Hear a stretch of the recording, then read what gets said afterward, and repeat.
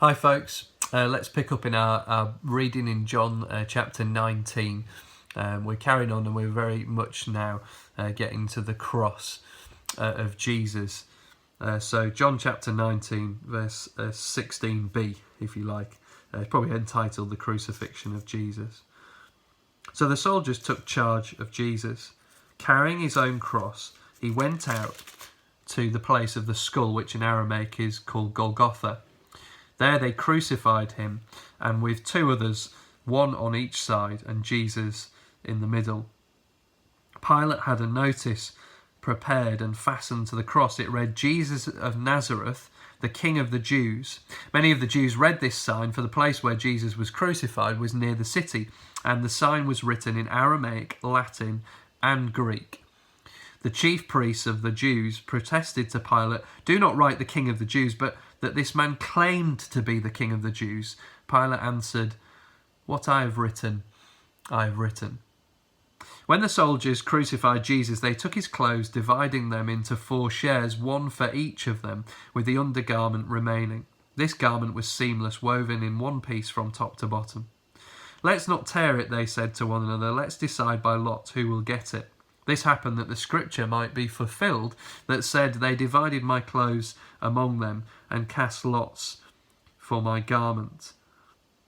That's Psalm 22 verse 18. So this is what the soldiers did. Near the cross of Jesus stood his mother's sister, Mary, the wife of Clopas, and Mary Magdalene.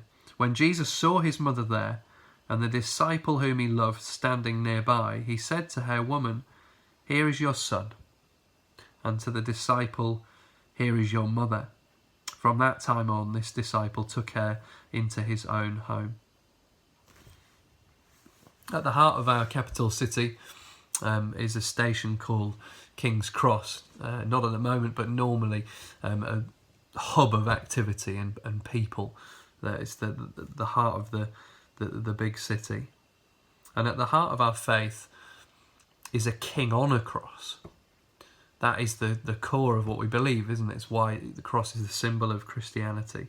And here we find Jesus on the cross with this great sign, the King of the Jews. It's written in Aramaic, Latin, and Greek, so everyone could read it or would be able to, in some way, understand it and know that this was the King of the Jews. He's a king on a cross.